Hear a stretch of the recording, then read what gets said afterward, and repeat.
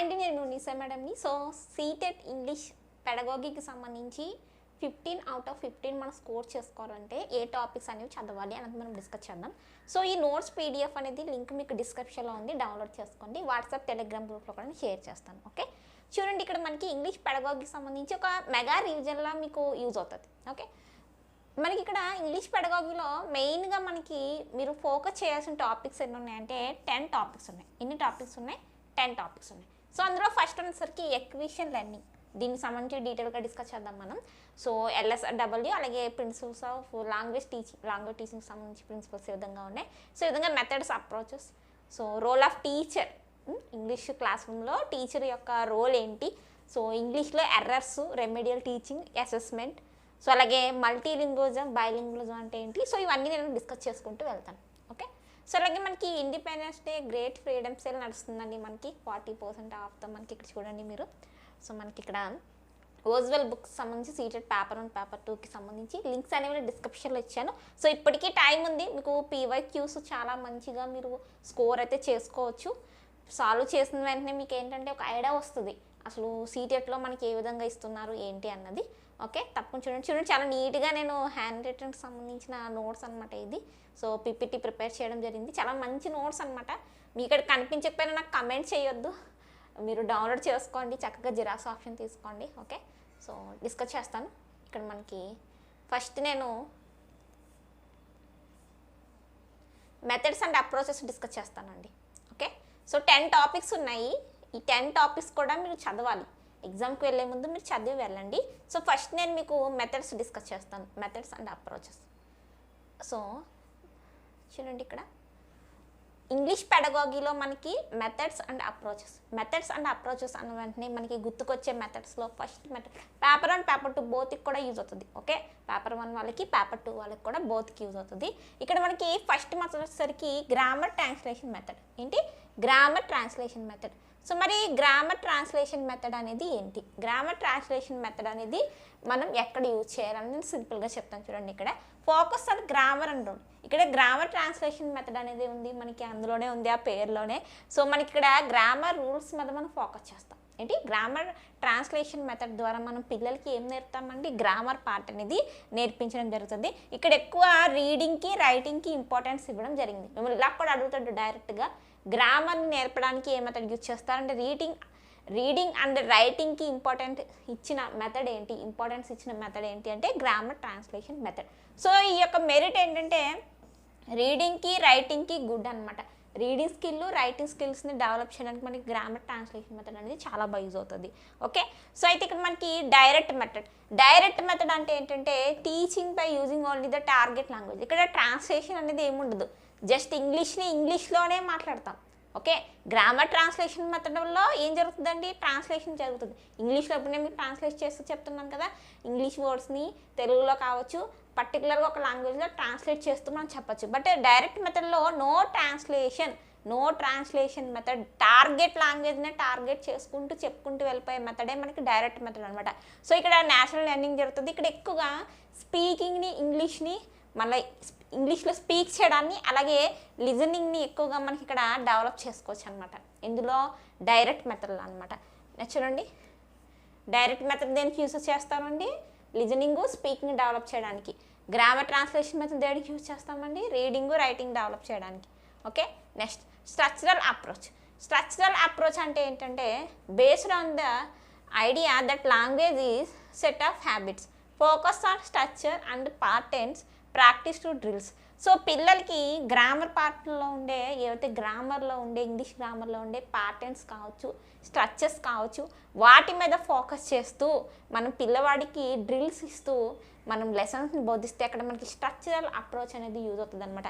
Like structural approach అనేది మనకి beginners ఎవరైతే ప్రైమరీ స్కూల్స్లో ఎవరైతే ఉన్నారో ఇంగ్లీష్ లాంగ్వేజ్ని టీచ్ చేస్తున్నప్పుడు ప్రైమరీలో ఎక్కువగా మనం స్ట్రక్చరల్ అప్రోచ్ అనేది యూజ్ చేస్తాం. అలాగే ఇక్కడ ఆడియో లింగ్వల్ మెథడ్ అంటే ఏంటి? ఆడియో లింగ్వల్ మెథడ్ అనేది బిహేవియరిజం బేస్ మీద ఇక్కడ తీసుకొచ్చారండి. సో ఇక్కడ ఏం జరుగుతుందంటే పిల్లలకి మనం డ్రిల్స్ ఇస్తాం, డైలాగ్స్ ఇస్తాం, రోల్ ప్లేస్ ఇస్తాం. పిల్లవాడికి ఏంటంటే ఎక్కువ ఆడియోస్ ద్వారా ప్రొనౌన్సియేషన్ అనేది మనం డెవలప్ అనేది చేస్తాం అనమాట. సో అయితే సీటెడ్ ఏం చెప్తుందంటే no single method is best for all situation.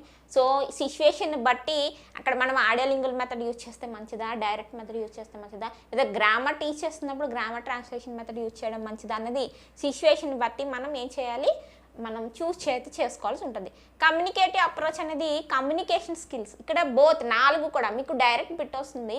మనకి ఇంగ్లీష్ క్లాస్ రూమ్లో LSRW లాంగ్వేజ్, స్పీకింగ్, సో మొత్తం లాంగ్వేజ్ సంబంధించి స్పీకింగు, లిజనింగు, రీడింగ్, రైటింగ్, ఈ 4 స్కిల్స్ని సక్సెస్ఫుల్గా లాంగ్వేజ్ డెవలప్మెంట్ చేయడానికి ఉపయోగించే, కమ్యూనికేషన్ని డెవలప్ చేయడానికి కావచ్చు ఉపయోగించే మెథడ్ అప్రోచ్ ఏంటంటే కమ్యూనికేటివ్ అప్రోచ్ అనమాట. ఓకే, ఇక్కడ మీకు నేను ఇంకా క్లియర్గా ఇవ్వడం జరిగింది. గ్రామర్ ట్రాన్స్లేషన్ మెథడ్ అనేది గ్రామర్ ట్రాన్స్లేషన్ కోసం మనం గ్రామర్ పార్ట్ టీచ్ చేస్తున్నప్పుడు యూజ్ చేస్తాం. డైరెక్ట్ మెథడ్ అనేది కేవలం టార్గెట్ లాంగ్వేజ్లోనే మనం టీచ్ చేస్తాం అనమాట. ఇక్కడ స్పీకింగ్, లిజనింగ్ అనేది డెవలప్ అవుతుంది అనమాట. డ్రిల్లు, రెన్ఫోర్స్మెంట్స్ అనేవి ఆడియోలింగువల్ మెథడ్లో ఉంటాయి. సో లాస్ట్ మనకి సీటెట్లో అడిగాడు which approach emphasise meaningful communication అనేది ఎందులో ఉంటుందండి, రియల్ లైఫ్ యూజ్ చేయడానికి. సో పిల్లవాడికి క్లాస్ రూమ్లో కమ్యూనికేషన్ యూజ్ చేస్తేనే మనం ఉపయోగించగలిగితేనే కదా పిల్లవాడు క్లాస్ రూమ్లో రియల్ లైఫ్లో కూడా యూజ్ చేస్తాడు. సో మరి అక్కడ టీచర్ ఏం మెథడ్ని యూజ్ చేయాలి, కమ్యూనికేటివ్ అప్రోచ్ని యూజ్ చేయాల్సి ఉంటుంది అనమాట. ఓకే, ఇది మెథడ్స్కి సంబంధించి important methods and approaches. Next language development. So మనకి లాంగ్వేజ్ డెవలప్మెంట్లో 2 టైప్స్ ఉన్నాయి. ఒకటి లాంగ్వేజ్ ఎక్విజిషన్, ఇంకోటి లాంగ్వేజ్ లెర్నింగ్. లాంగ్వేజ్ ఎక్విజిషన్ అనేది న్యాచురల్ ప్రాసెస్, అంటే మన హోమ్ లాంగ్వేజ్, అలాగే మనకి ఏదైతే మన గృహ భాష అంటాం కదా, గృహ భాష ఏదైతే ఉందో, మన మదర్ టంగ్ ఏదైతే ఉందో దాన్ని లాంగ్వేజ్ ఎక్విజిషన్లోకి మనం తీసుకొస్తాం. స్కూల్కి వెళ్ళి గ్రామర్ రూల్స్ టీచర్ ద్వారా నేర్చుకునేది లాంగ్వేజ్ లెర్నింగ్లోకి వస్తాయి అన్నమాట. లాంగ్వేజ్ లెర్నింగ్లో రూల్స్, గ్రామర్ పార్ట్ ఉంటుంది, లాంగ్వేజ్ ఎక్విజిషన్లో అవేమీ ఉండవు. ఓకే, నెక్స్ట్ LSRW స్కిల్స్ అంటే listening skill, speaking skill, reading skill and writing skills. So ఇందులో మీరు మెయిన్గా గుర్తుపెట్టుకోవాల్సిన విషయాలు ఏమిటంటే రెసెప్టివ్ స్కిల్స్ అంటే ఏంటి, ప్రొడక్టివ్ స్కిల్స్ అంటే ఏంటి. సో మనకి లిజనింగ్ స్కిల్స్ని ఇన్పుట్ స్కిల్ అని కూడా అంటారు. ఒక్కొక్కసారి మళ్ళీ ఎలా అడుగుతున్నాడు ఇన్పుట్ స్కిల్స్ ఏంటి, అవుట్పుట్ స్కిల్స్ ఏంటి అని. సో నేను ఇక్కడ ఇచ్చాను మీకు PDFలో చాలా నీట్గా ఇవ్వడం జరిగింది. లిజనింగ్, రీడింగ్ స్కిల్స్ని రెసెప్టివ్ ఇన్పుట్ స్కిల్స్ అంటారు. అలాగే స్పీకింగ్, రైటింగ్ స్కిల్స్ని అవుట్పుట్ ప్రొడక్టివ్ స్కిల్స్ అని పిలుస్తారనమాట లాంగ్వేజ్ స్కిల్స్కి సంబంధించి. ఓకే, సో రీడింగ్ స్కిల్స్ని బాగా స్టూడెంట్స్లో డెవలప్ చేయాలంటే మీరు ఏం చేయాలి, పిల్లలకి stories, articles, text books, news papers, paragraph cutouts కట్ట మీరు చదివించాలన్నమాట. రైటింగ్ స్కిల్స్ కోసం వాళ్ళకి చేత డైరీ రైటింగ్, ఎస్సే రైటింగ్ కట్ట రాయించాలి. స్పీకింగ్ స్కిల్స్ కోసం role plays, discussions, presentations, conversations, మాట్లాడించడం ఇవన్నీ చేయాలన్నమాట. లిజనింగ్ అంటే ఏంటంటే మీరు స్టోరీస్ చెప్పాలి. లిజనింగ్ స్కిల్ డెవలప్ చేయాలంటే పిల్లలకి స్టోరీస్ అనేవి చెప్పడం, అలాగే ఆడియోస్ వినిపించడం చేయాలన్నమాట. Okay, next integrated approach. What is integrated approach? ఇది తప్పకుండా ఇంగ్లీష్ క్లాస్ రూమ్లో ఇంటిగ్రేటెడ్ అప్రోచ్ని యాజ్ ఏ లాంగ్వేజ్ టీచర్గా తీసుకురావాలి. ఇప్పుడు ఇదైతే ఇంటిగ్రేటెడ్ స్కిల్ అప్రోచ్ గురించి సీటెడ్ సిలబస్లో స్పెసిఫిక్గా మెన్షన్ చేయలేదు, బట్ ఇక్కడ నుండి మనకి క్వశ్చన్స్ వస్తున్నాయి కాబట్టి దీని గురించి కూడా నేను మీకు డిస్కస్ చేస్తున్నాను.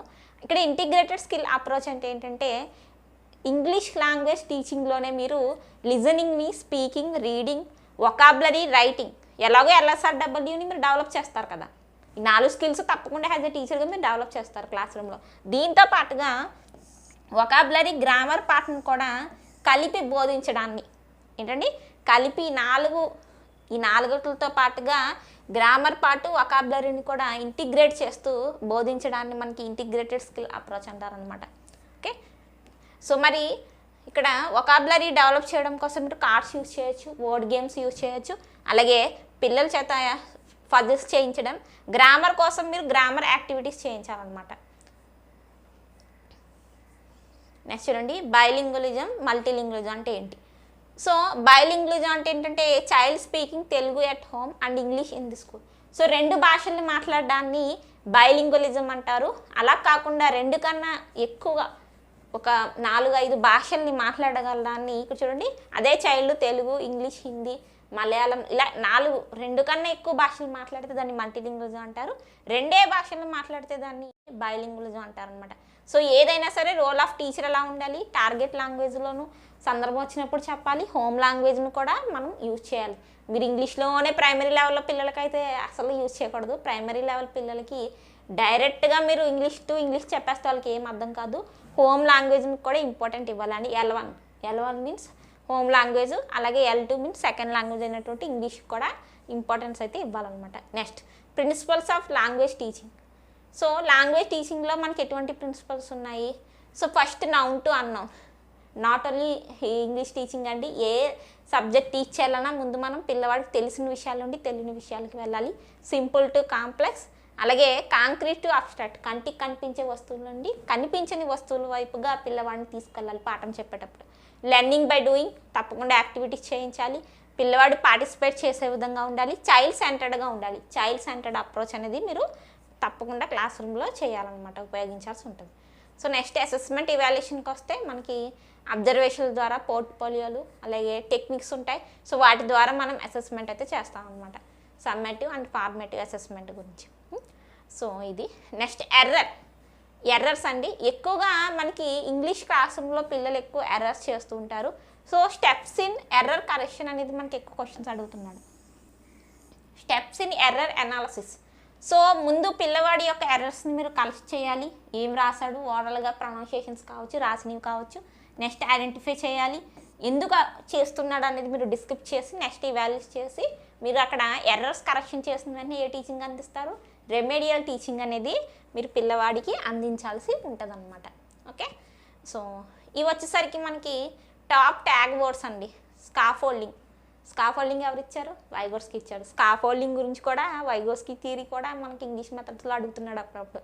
ఓకే, స్కాఫోల్డింగ్ అంటే ఒక టెంపరీ సపోర్ట్ అనేది టీచర్ పిల్లవాడికి ఇవ్వడాన్ని స్కాఫోల్డింగ్ అంటారు, లేదా support, help, temporary help, temporary సపోర్ట్ని స్కాఫోల్డింగ్ అంటారు అనమాట.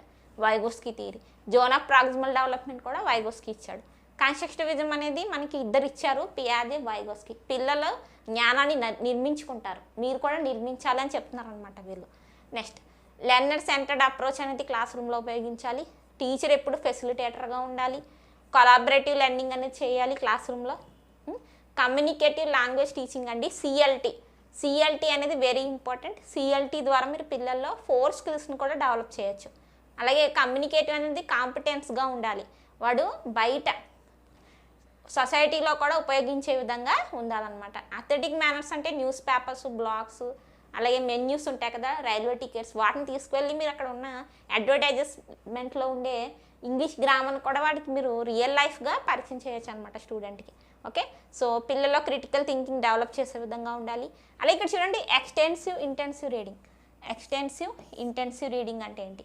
సో మనకి ఇక్కడ ఇవన్నీ కూడా నేను క్లాస్ రూమ్లో చెప్పాను, పైన ఎందుకు స్మార్ట్గా చెప్పుకుంటూ వెళ్ళిపోతున్నానంటే మనకి ఏవైతే ఆన్లైన్ క్లాసెస్ ఉన్నాయో అందులో నేను చెప్పడం జరిగింది.